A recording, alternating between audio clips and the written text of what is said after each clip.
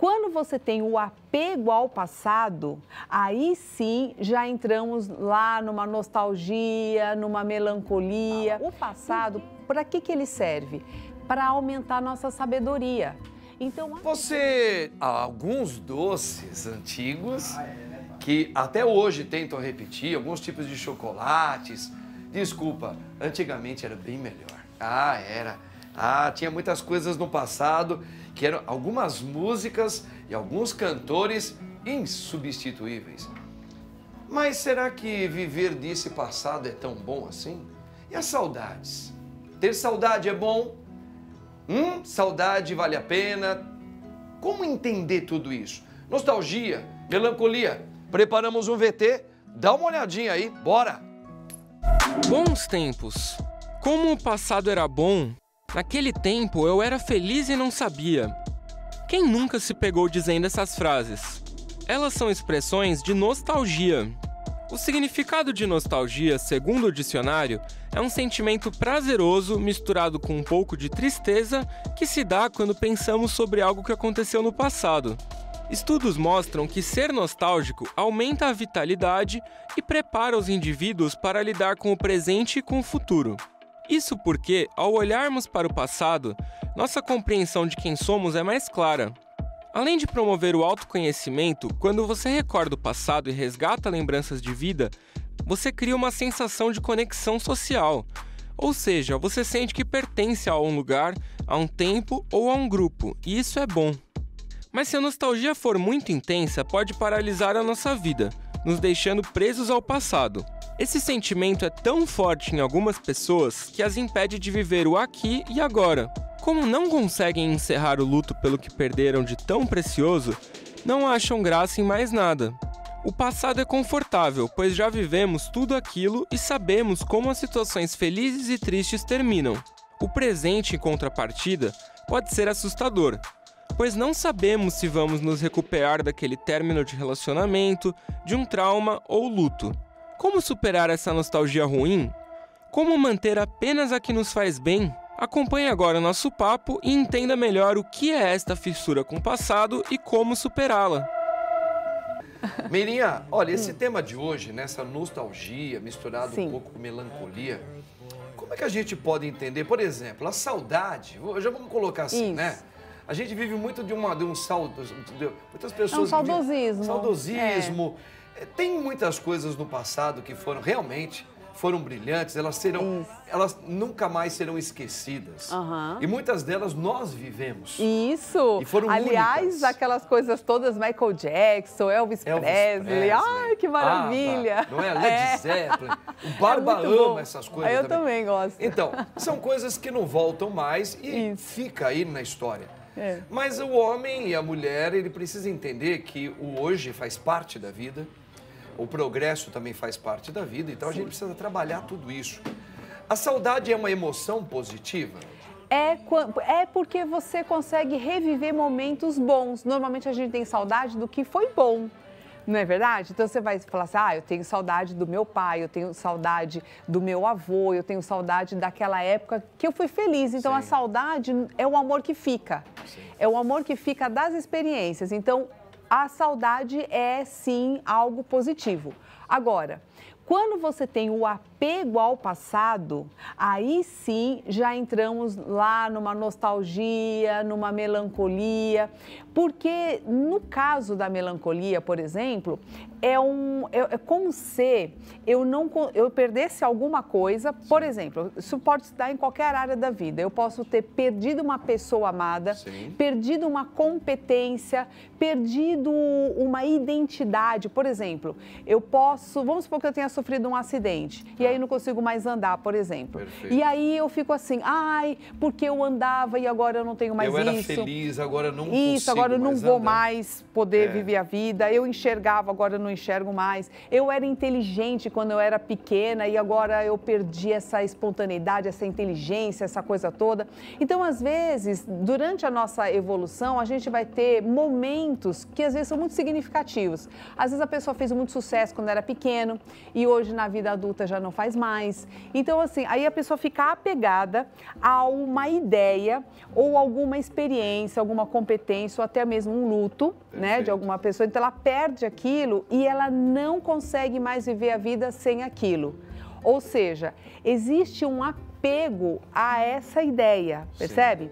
Então, aí sim nós temos uma paralisia do momento presente que vai comprometer todo o futuro dessa pessoa, porque ela passa a viver olhando para trás. Sim. Então, ela não consegue, neste apego, viver um luto, porque o luto é justamente esse desapegar das coisas que passaram e que não são mais possíveis de serem vividas nesse momento. Energeticamente, padre, funciona mais ou menos assim. Quando nós amamos uma pessoa, nós jogamos essa energia do amor e ela tem um fim. E aquele ser que nós amamos, ele retribui aquilo ali pra gente e fica um ciclo que se retroalimenta. Por exemplo, toda vez que eu venho aqui e encontro essa família maravilhosa, a gente se abraça, a gente troca essa energia gostosa, então a gente fortalece o vínculo da amizade e do amor. Então, existe essa troca aqui. É como se fosse uma troca de energias, Exato. Né? Eu te dou energia, Exato. Você fica feliz, amor você é uma me energia. dá energia e a gente vai vivendo Quando isso. eu perco alguma coisa, eu não consigo mais alimentar aquilo, eu também não consigo mais, pela experiência, ser alimentado por aquilo. Então, eu fico gerando uma energia que não tem um fim. Porque eu não consigo mais viver aquilo. Agora, Miriana, então aqui, cansa. Agora, diante disso que você está falando, a gente pode até esbarrar um pouquinho também dentro da própria teologia, na espiritualidade. Sim. Porque, por exemplo, o nosso Senhor nos disse, em tudo dai graças, né? Ou em tudo que lhe acontecer é graça. Você fala, mas tudo que me acontecer é graça? Tudo que te acontecer, mas não é graça quando você nasce o teu filhinho, seu primeiro, nasceu seu segundo, é graça quando você conseguiu comprar uma casa sua. Sim. É graça quando você viu a tua neta, teu filho se formar. Mas é uma questão de trabalhar isso por dentro. É graça também um momento de perda para que você saia muitas vezes de um estilo de vida muitas vezes preso ou egoísta. Perfeito. Seria uma maneira de um amadurecimento também. Então não deixa de ser graça. A vida é como um jogo, você precisa saber ganhar e perder. Então, assim, nós aqui do Ocidente, nós gostamos muito de começar ciclos, mas a gente não sabe terminar. Então, a gente comemora o nascimento, mas a gente não sabe lidar com o luto. A gente adora começar uma empresa, mas a gente não sabe terminar uma sociedade. Sim. A gente adora casar, mas não sabe separar. Então, assim, nós começamos muito bem os nossos ciclos, mas a gente não sabe fazer o término do ciclo. Perfeito. E a maturidade é você também saber fechar ciclos de uma forma positiva. E a gente faz vários fechamentos de ciclos, por exemplo, quando você sai de um emprego, quando você termina um relacionamento, quando alguém morre, quando você termina realmente um projeto. Quando você sozinho tem que sair de casa para arrumar emprego. Perfeito. Que a mãe ou o pai não vai ter mais do seu lado, essas coisas todas. Então isso é um amadurecimento. Agora, tá legal, mas nós temos aqui um VTzinho que vai completar o que você está colocando para todos nós aqui. Dá uma olhadinha aí, ó. Durante uma experiência de nostalgia, a pessoa pode relembrar-se de eventos passados com ternura e enxergar mais aspectos positivos agora do que percebeu quando estava vivenciando a situação.